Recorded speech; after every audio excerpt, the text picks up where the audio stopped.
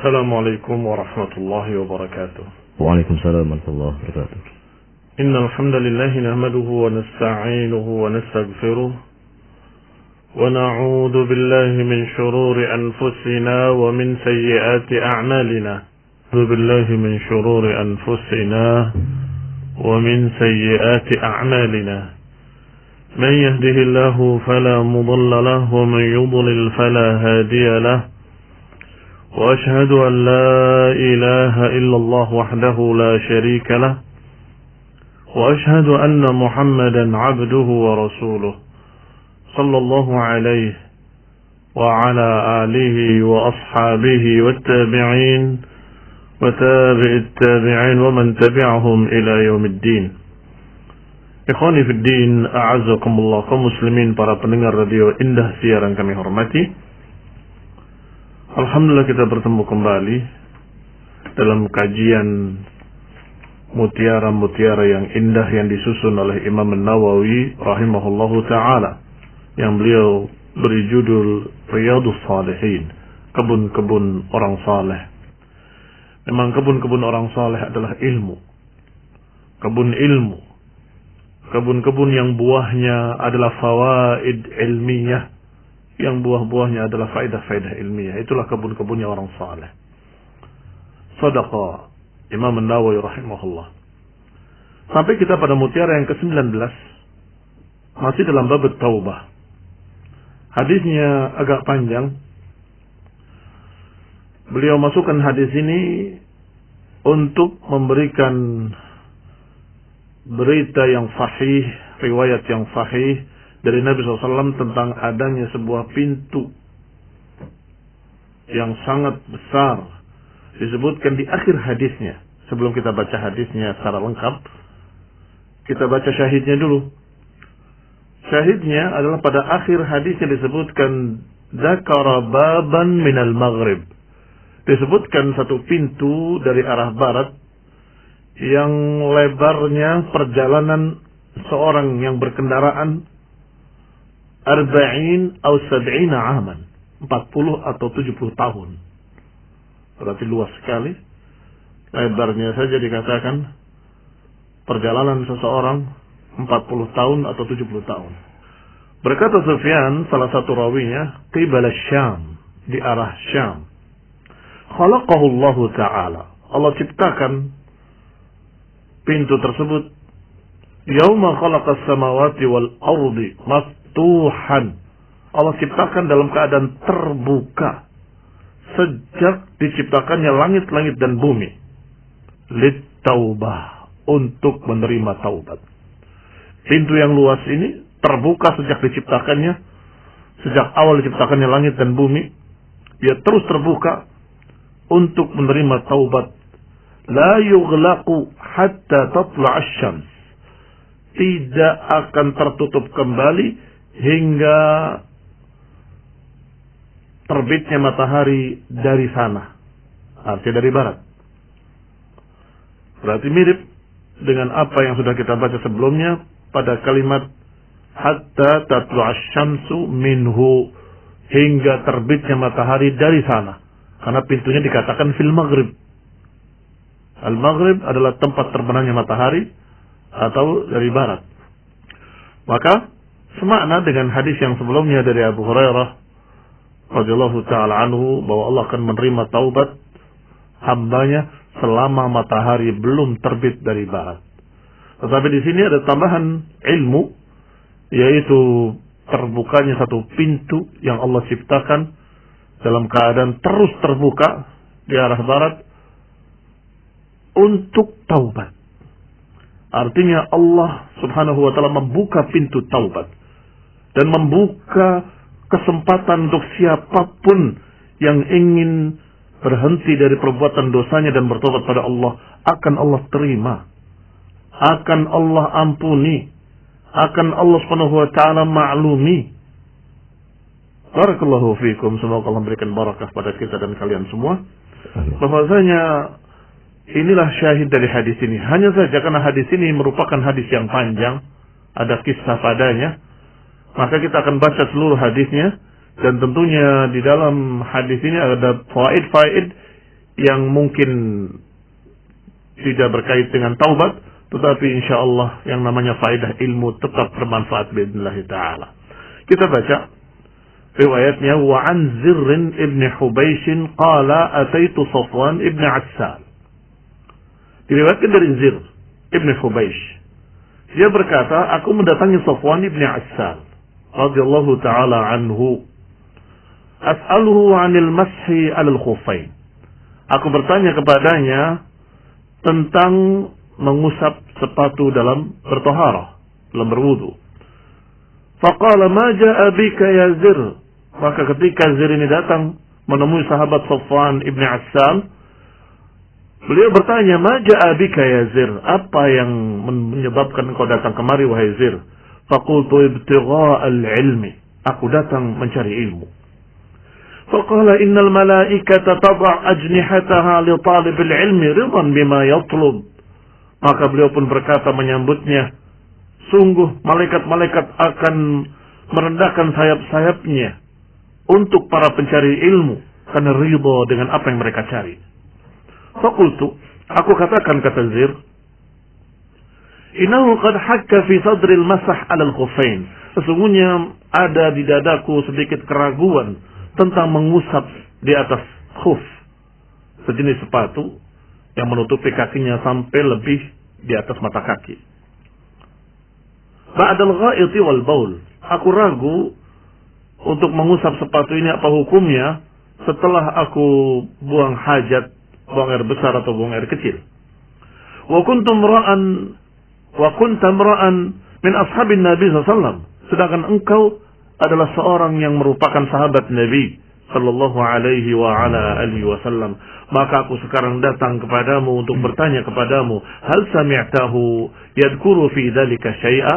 Apakah kau pernah mendengar Nabi SAW berbicara tentang ini? Qala na'am. Dijawab oleh Safwan ibn Assal, iya, saya pernah mendengar. Karena ya'muruna idza kunna safaran.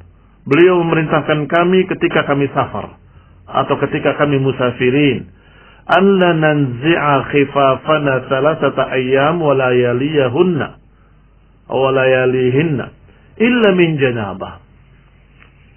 Rasulullah SAW memerintahkan kami untuk kami tidak melepas sepatu-sepatu kami atau khuf-khuf kami 3 hari 3 malam, kecuali kalau junub.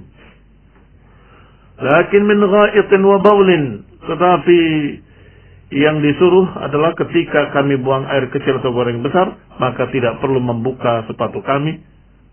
Kami cukup mengusapnya ketika berwudu. Faqultu hal sami'tahu yadhkuru fil hawa syai'a? Kalau begitu, apakah engkau pernah mendengar Rasulullah SAW berbicara tentang hawa sesuatu? Qala na'am.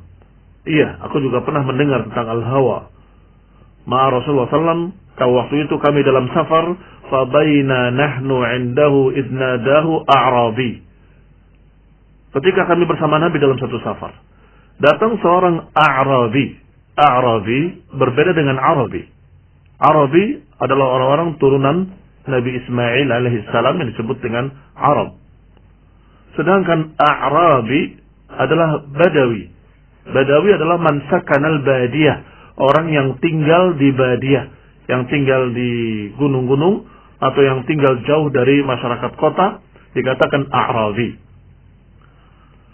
Maka tiba-tiba datang orang gunung ini atau orang yang Badawi, biasanya mereka hidup nomaden, tidak punya tempat tinggal tetap.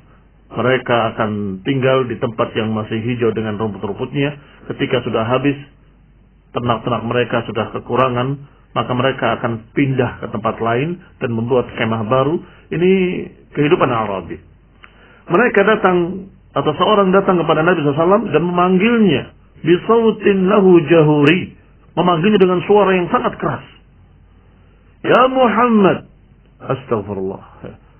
Ya, saya yang mengatakan astagfirullah. Artinya kurang ajar sekali memanggil dengan kalimat ya Muhammad. Bukan ya Rasulullah atau ya Nabi Allah, dengan panggilan-panggilan menghormatan. Dan itu dilarang dalam Al-Quran. Tetapi karena ini A'rabi, orang kampung, orang gunung yang memang dimaklumi, rata-rata mereka tidak biasa dengan adab-adab yang seperti itu. Maka mereka seorang ini memanggil dengan kalimat namanya saja, ya Muhammad sallallahu alaihi wa ala alihi wasallam. Maka Rasulullah SAW pun menjawabnya nahwan min sautihi. Rasulullah SAW pun menjawabnya dengan seimbang dengan suaranya. Karena dia suaranya keras, Rasul juga suaranya keras. Artinya menyambut dia dengan panggilan yang sama. Demikianlah rahmat Rasulullah SAW dan kasih sayang beliau. Bukan marah, tetapi justru mengimbangi. Ketika dia menyatakan, ya Muhammad, kata Nabi sallallahu alaihi wa ala alihi wasallam. Sallu ala Nabi. Fakultu, kata Zur, maka aku katakan padanya, kepada orang Arabi tadi, wajhak, urbut min sautik, celaka engkau, pelankan suaramu, fa innaka indan Nabi sallallahu alaihi wasallam, sesungguhnya engkau berbicara kepada Nabi sallallahu alaihi wa ala alihi wasallam, wa qad nuhita an hadha, dan engkau sudah dilarang, kita sudah dilarang untuk berbicara keras di hadapan Rasulullah sallallahu. Orang Arabi tadi menjawab, wallahi la aghdud, demi Allah aku nggak akan pelankan suaraku. Inilah yang dikatakan al-hawa. Dia tetap bersikeras dengan apa yang dia biasa. Memang mereka biasa begitu, memanggil dengan tidak sopan. Ya fulan, ya fulan. Bahkan kadang-kadang kalau ada pintu, gedor-gedor pintu dengan suara yang keras, sampai memanggil dengan suara yang keras pula. Kebiasaan mereka. Ketika dikatakan waihak ughdud, dikatakan wallahi la aghdud. Padahal Allah Subhanahu wa taala menyatakan dalam surat Al-Hujurat atau di awal surat Al-Hujurat untuk memelankan suara di hadapan Nabi sallallahu alaihi wasallam. La tarfa'u aswatakum fawqa sautin nabi wa la tajharu lahu bil qawli kajahri ba'dikum li ba'd an tahbata a'malukum wa antum la tash'urun. Kata Allah Taala dalam surat Al-Hujurat itu, di awal surat Al-Hujurat, jangan keraskan suaramu di atas Nabi, dan kamu jangan mengucapkan dengan ucapan yang seperti kamu berbicara pada orang lain. Dikhawatirkan akan gugur amalan-amalan kalian dalam keadaan kalian tidak terasa atau kalian tidak merasa. Demikian kata Allah Subhanahu wa taala. Qala al-Arabi, berkata lagi Arabi tadi, al-mar'u yuhibbul qaum wa lam yalhaq bihim. Aku mau tanya, ada seseorang yang suka kepada satu kaum, tapi nggak bisa seperti mereka. Bagaimana? Artinya bukan tingkatan mereka. Aku cinta kepada satu kaum, suka, tapi nggak bisa seperti mereka. Qala Nabi SAW, al-mar'u ma'aman ahad. Sesungguhnya seseorang itu bersama siapa yang dicintainya. Yaumul qiyamah.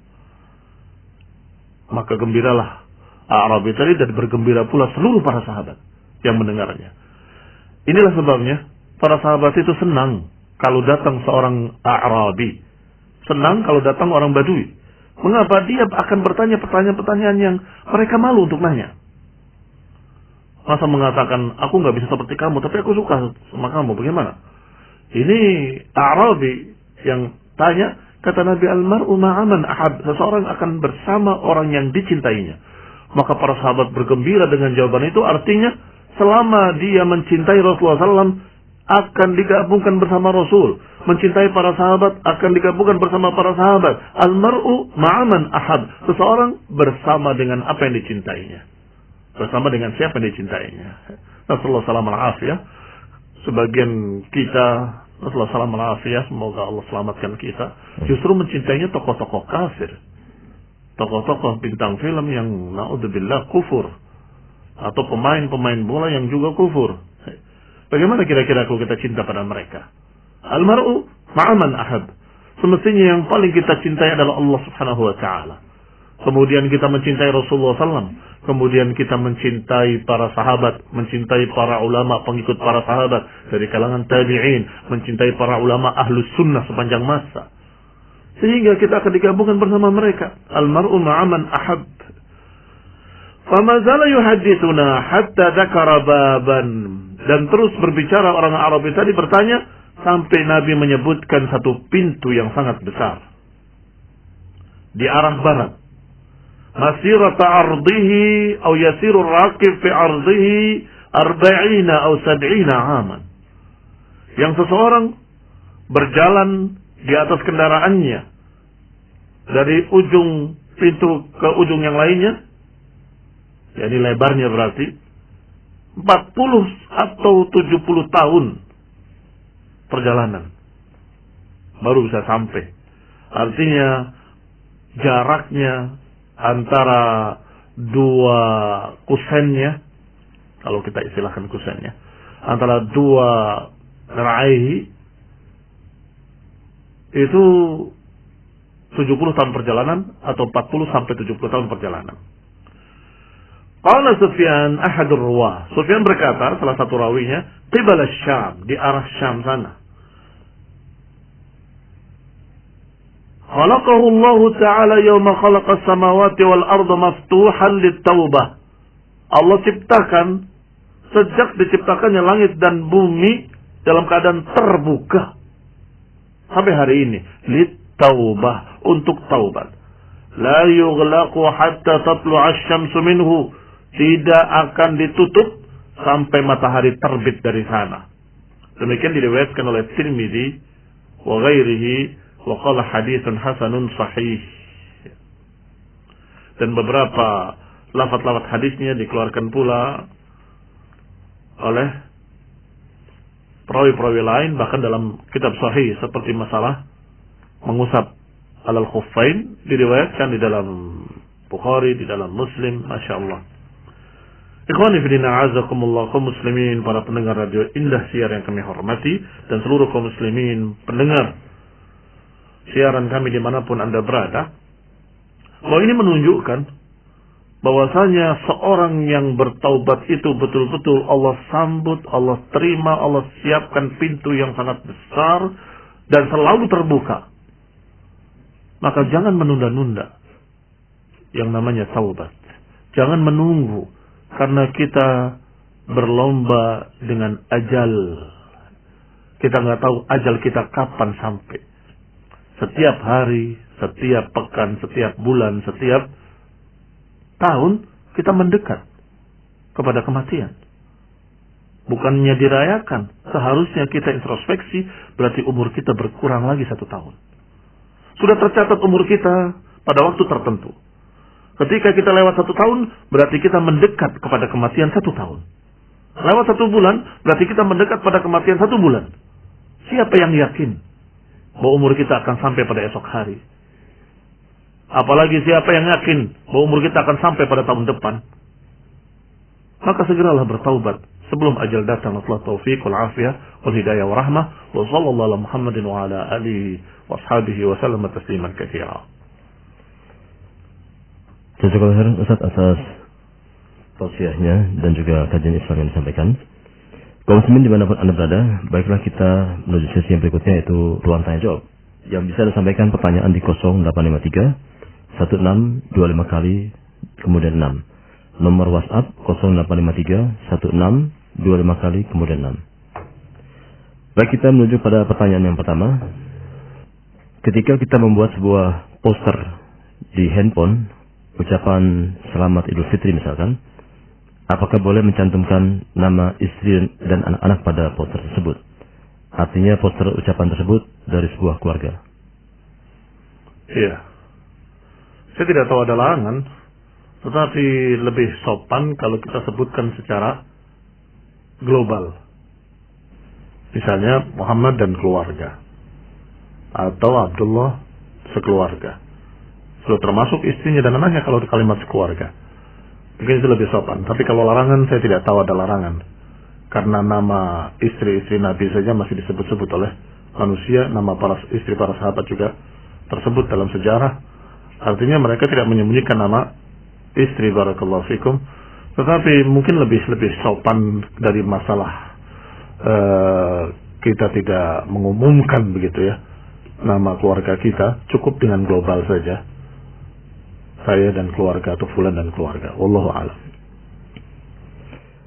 Kemudian bagaimanakah hukum menghadiri walimah yang misalnya terdapat kemaksiatan misalkan? Apakah terlarang secara mutlak ataukah boleh bila terpenuhi syarat-syarat seperti tidak adanya sesuatu yang haram, terutama orang awam atau orang itu khawatir jika tidak datang akan memutuskan persaudaraan? Nah, hukum asalnya mendatangi undangan adalah wajib. Hanya saja ketika ada sesuatu kemaksiatan, maka kewajiban tadi jadi gugur. Sebab kita mendatanginya akan mendatangi kemaksiatan. Seperti ada pentas, apa itu namanya, yang wanita asiatin kasiat, ariatin kasiatin ma'ilatin mumilat ru'usuhunna ka'asnimatil bukhtil ma'ilah. Perempuan yang berpakaian tapi telanjang, perempuan yang menggoyang-goyangkan badannya, perempuan yang menyanggul rambutnya, itu disebut oleh Nabi SAW sinfan min ahlin nar, 2 golongan dari ahlin nar. Maka sudah terhalang atau sudah tidak lagi wajib kita mendatanginya. Hanya saja solusinya, kalau kita khawatir memutus silaturahmi, kita datang pada waktu yang tepat. Dan kemudian pergi pada waktu yang tepat pula. Apa waktu yang tepat? Kalau sudah kalimat para hadirin, itu sudah mulai itu. Musik sudah mati atau belum dinyalakan.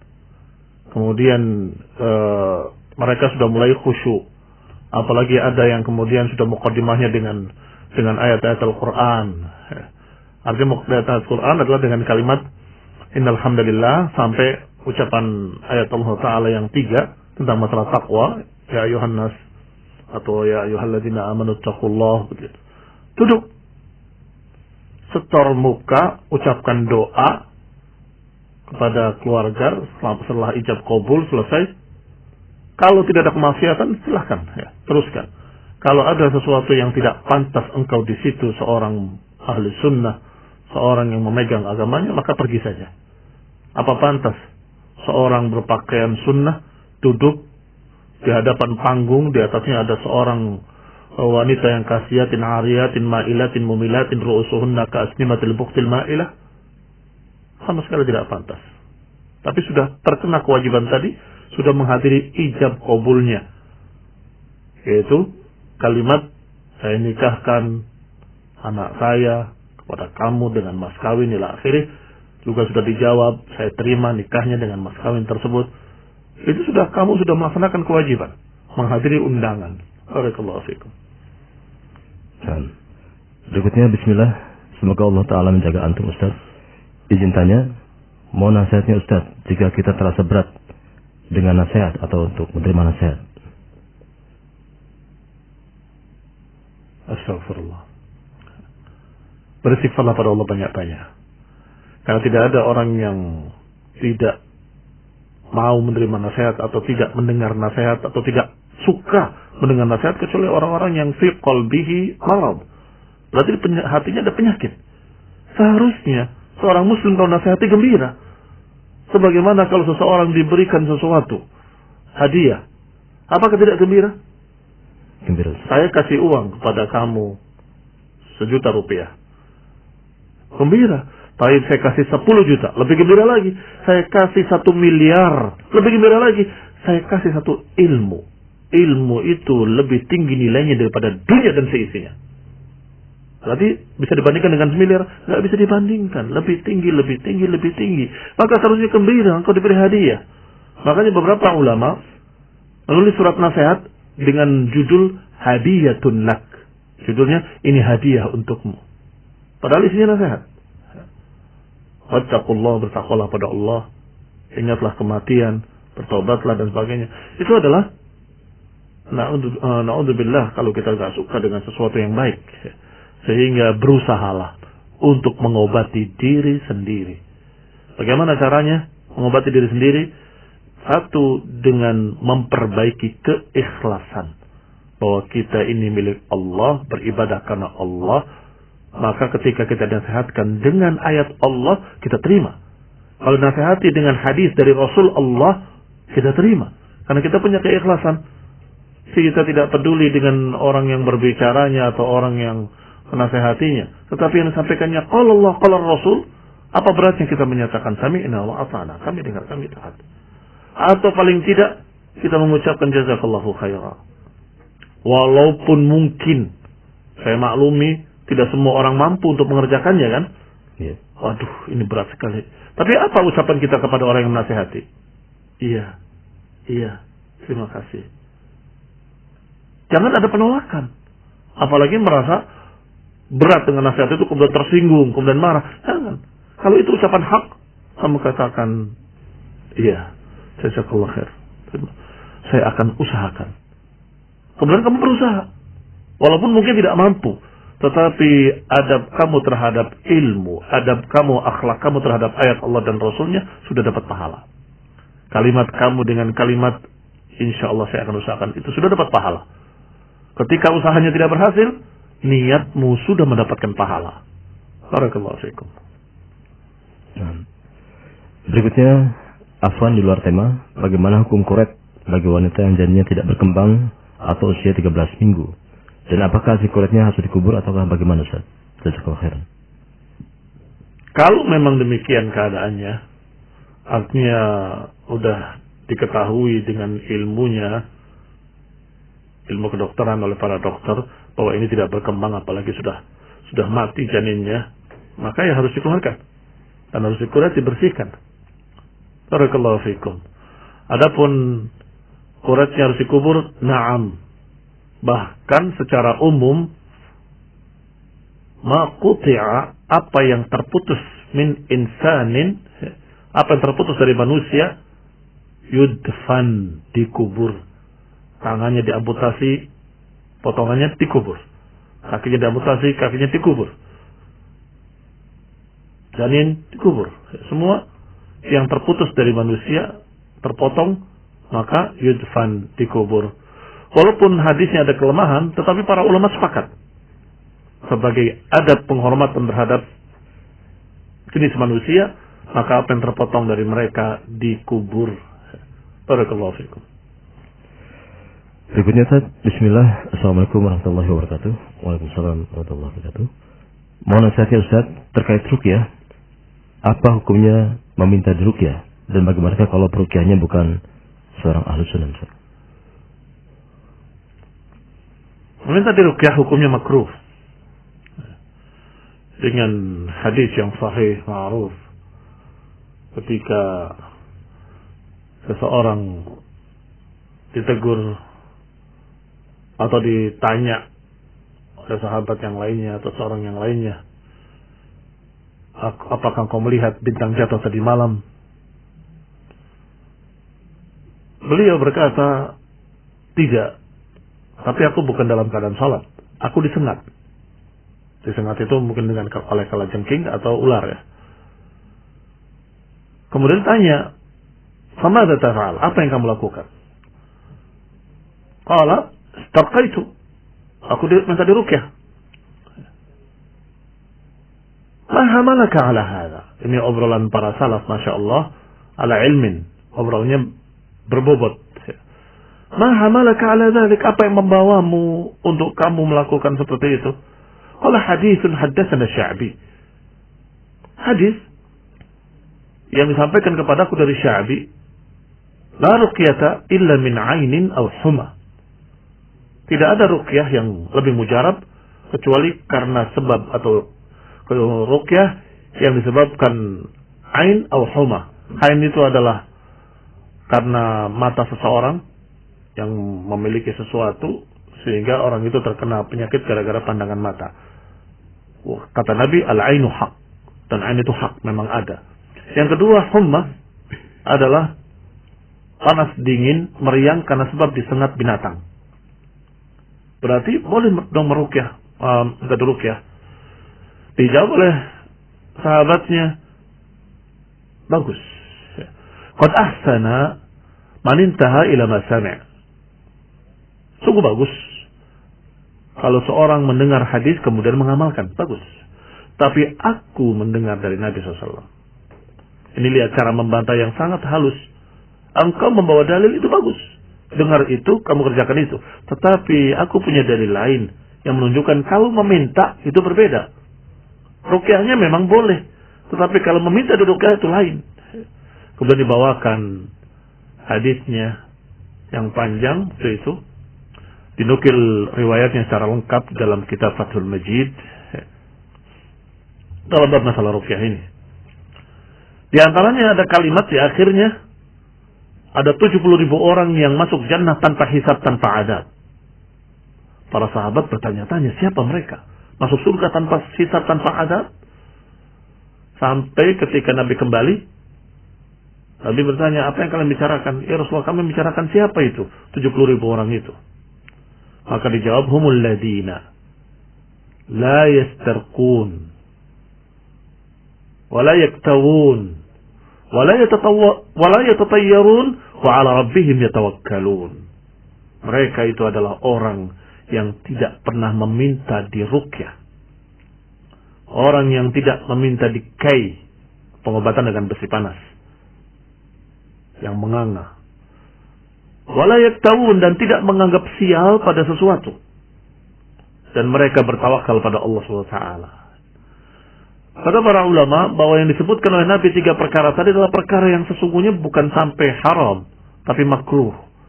Hukumnya kai makruh, hukumnya minta diruqyah juga makruh. Tidak dosa dia, tetapi turun derajatnya karena dia masih cenderung pada orang lain. Padahal kalau urusannya membaca, kamu juga bisa baca. Apalagi kamu minta diruqyah oleh orang yang bukan ahlu sunnah, sedangkan kamu ahlu sunnah. Ya kamu lebih utama baca sendiri. Baca Al-Quran, baca ayat kursi, baca Al-Falaq dan An-Nas dan Al-Ikhlas, Al-Mu'awwidatain. Baca ayat-ayat ruqyah. Pegang tangan kamu ke yang sakit, letakkan tangan kamu di yang sakit. Kamu ucapkan doa yang diajar oleh Nabi, Allahumma rabban nas adhibil ba's washfi anta syafi la shifa illa shifa la yughadiru saqama. Atau yang diajarkan dalam hadis lain, a'udzu bi'izzatillahi wa qudratihi min syarri ma ajidu wa ahadzir. Diucapkan 7 kali. A'udzu bi'izzatillahi wa qudratihi min syarri ma ajidu wa uhadzir. Itu cukup. Masya Allah. Kenapa harus meminta pada orang lain, apalagi orangnya yang menyimpang? Saya terjemahkan ahli bidah itu menyimpang, sesat ya. Kalau mereka masih di atas tauhid, di atas sunnah, maka mereka adalah ahli sunnah.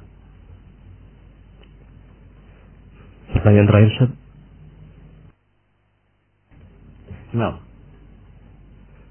Bolehkah kita tinggal jauh dari orang tua karena khawatir menyimpang dalam masalah agama, atau khawatir ada sesuatu atau terkena sesuatu yang mengganggu untuk melaksanakan perintah agama secara baik?